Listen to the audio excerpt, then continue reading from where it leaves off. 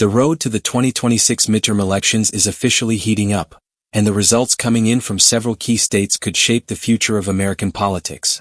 From high-profile governor races to critical congressional battles, voters across the country are sending an early message about what they want from their leaders. Some familiar political figures scored major victories, while a few surprising results are already getting national attention. So what happened and why does it matter? Let's break it all down. Voters headed to the polls on June 2nd as multiple states held important primary elections. These contests are the first major electoral test ahead of the November midterm elections, when control of Congress and many state governments will be on the line. States including California, Iowa, New Jersey, New Mexico, Montana, and South Dakota all held key races that political analysts are watching closely. Primary elections are important because they determine which candidates will represent their political parties in the general election. While voters often focus on November, these earlier contests help decide who will appear on the final ballot. One of the biggest stories came from California, where several major races drew national attention. The state's governor race remains highly competitive, with multiple candidates seeking to advance. Because California uses a unique primary system, candidates from all parties compete on the same ballot, and the top finishers move forward. Early vote counts suggested that several well-known candidates remained in contention, making California one of the most closely watched political battlegrounds of the night. Meanwhile, Iowa delivered one of the night's most notable surprises. Republican voters selected Zach Lan as their gubernatorial nominee. His victory attracted attention because it demonstrated strong support from grassroots voters and positioned him for a major statewide contest in November. He will now face Democratic candidate Rob Sand in what could become one of the most competitive governor races in the country. New Mexico also produced a historic result. Former Interior Secretary Deb Haaland secured the Democratic nomination for governor. If she wins in November, she could become the first Native American governor in United States history. Her victory immediately became one of the most discussed outcomes of election night and could have significant historical significance later this year. In New Jersey, attention centered on several competitive congressional races. One of the most closely watched contests took place in the state's 7th congressional district. Democratic candidate Rebecca Bennett won her party's nomination and will now face Republican incumbent Tom Keene Jr. in November.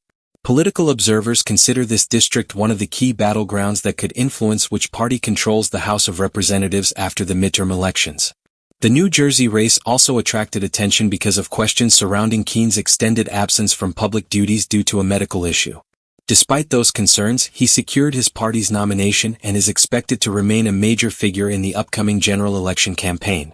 Across the country, these primary elections served as an early test of voter enthusiasm. They also offered insight into how candidates are positioning themselves on major issues such as the economy, government spending, public services, and leadership accountability.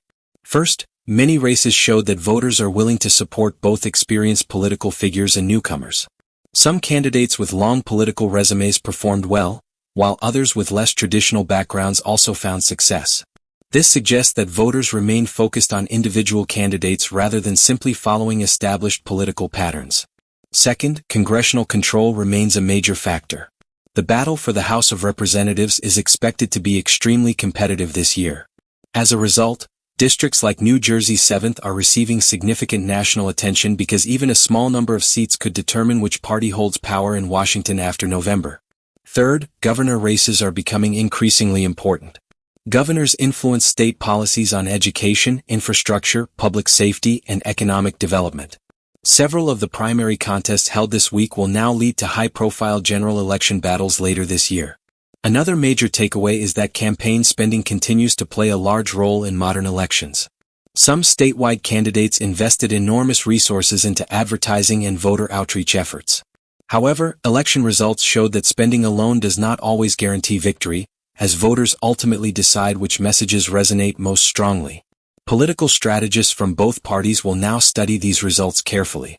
They will use the data to refine campaign strategies, target competitive districts, and identify issues that motivate voters ahead of November's elections. The June 2026 primary elections have provided an important early snapshot of America's political landscape.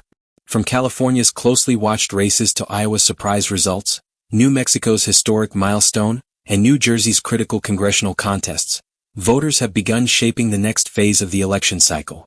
While many of the biggest decisions still lie ahead in November, these primary outcomes are already setting the stage for what promises to be a highly competitive and closely watched midterm election season. As campaigns move forward, political leaders, analysts, and voters across the country will be paying close attention to whether these early results signal larger trends that could influence the balance of power in Washington and beyond.